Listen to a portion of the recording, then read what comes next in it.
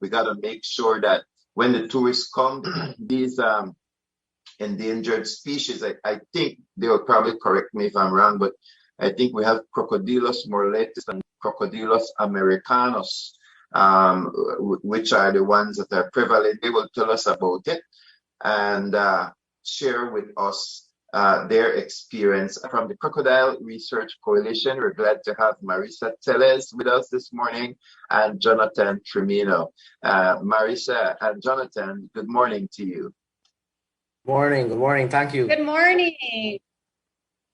It's a pleasure having you both with us this morning. Our good friend Giovanni Brackett really made the connection. And of course, we certainly want to hear what's happening. We know that in some areas, funds are cut. In other areas, maybe tourism was helping to generate the funding needed to carry on research and rescue of these endangered species. So people are finding very creative ways right now to stay alive and to survive. And I believe it's probably the year of survival. If we make it through your business, make it through your institute, makes it through, that's going to be success enough.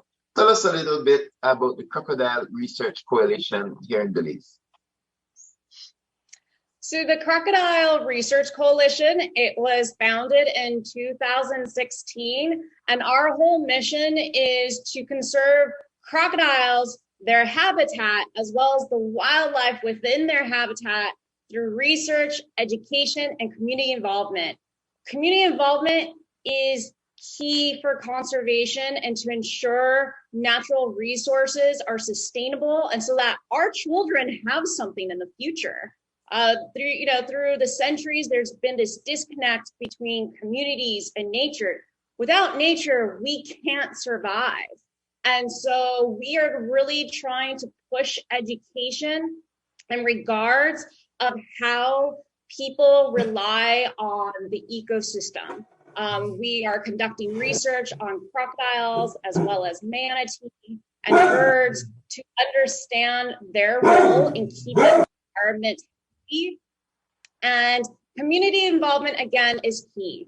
I see the CRC, we are a catalyst.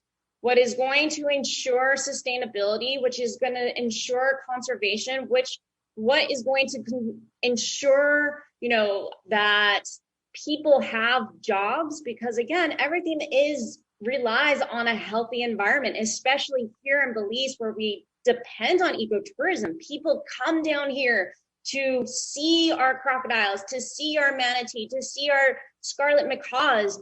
And if all that goes, why are people going to come? And so we really try to create community involvement programs, because what's going to ensure long-term management, conservation, as well as economic stability is involving community. So that's kind of a short summary of who the CRC is.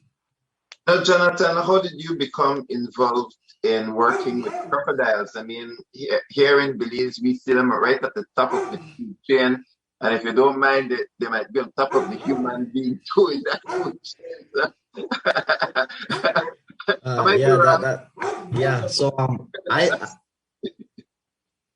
I did my bachelor's degree at the University of Belize. And it's been a long time since I've been interested in predators and crocodiles, to be in particular. So very interested in them. They're amazing creatures, right? So I started studying and reading about them, and then I came across the CRC, and I had the great honor to do my internship, because we have to do an internship program for a couple of weeks as a prerequisite for your bachelor. So I contacted the CRC, and I started working with them as an intern. And after my internship was over, I stayed in contact with Marisa, and I did some more volunteer work, and then they offered me a job. So that's how I'm here. Yeah, so I'm a research biologist.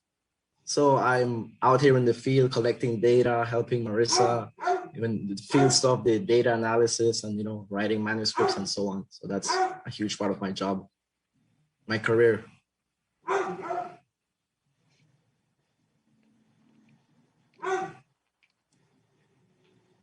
Yeah, it's very interesting what you guys are doing. I mean, Conservation is the new way. Maybe in the 1970s, 80s, thereabout, people weren't looking at the world the way we're looking at it currently right now. How do you strike a balance between conservation and development? I mean, if you look at the tourism industry, for example, you guys, I think, are based in Placencia, right? There's a certain amount of development. You're talking about, tourists to come in and it developed its own economy based on a certain degree of conservation. But then you also have to develop in order to bring the tourism. How do you guys strike that balance in this crocodilian world that you guys work in? So, like you said, we're based in Placencia right now, and the amount of development that is happening. And, right now, Placencia has the chance to be a model in sustainable development. There is actually one particular resort here, Naya, which also connected to Coco Palm. They are a perfect example of sustainable development. They've left enough trees, they've left enough mangroves, so you still get this flourishing amount of wildlife around, whether it's a booty, manatee, osprey, you get crocodiles around. Again,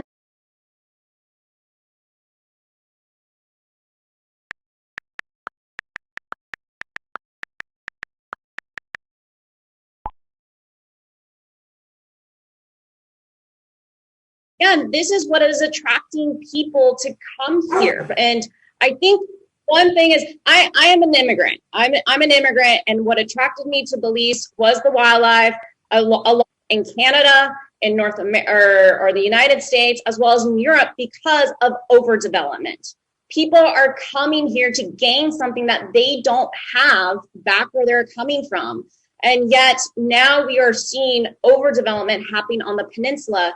And I commend the community of Placencia. There are so many people speaking out and trying to really pursue sustainable development. I do feel the community here is very eco-conscious, very environmental conscious, and I do commend the community for speaking out and trying to maintain some type of sustainable development. Because if we overdevelop, that's just a short-term gain, and that's going to go that money is not going to go into the pockets of the community. That's going to go into a few developers. However, with sustainable development, ensuring that people can still fish, people can still hunt. I always say the CRC, we are a conservation organization. We're not in a sense like animal rights activists. We understand how hunting is an important source of food for people. It's a part of culture. We just ask, let's do it sustainably, similar to fish. And so what is going to ensure long-term success and livelihood of the community here is sustainable development, so that people can ensure that they continue to fish, they can continue to hunt if they want to on the western side of the lagoon, obviously legally. And also, in addition, this is going to ensure long-term management and success, economic success for the resorts here, for the tour operators here, because we get so many people coming here for fishing, coming to see the reef. If we overdevelop, we're going to knock down all the mangroves. The mangroves are Mother Nature's filters.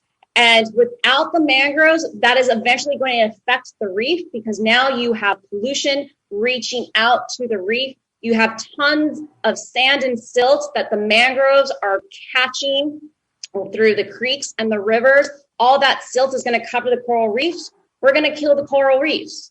That's a main source of our income. So we need to start thinking of the long-term impact, the long-term management. We have to get out of this short-term gain and just, again, this short-term management. One of the things I am noticing, just the last couple of weeks, I took several trips down to Placencia, and I was noticing that there are no longer just for sale signs on the side of the sea.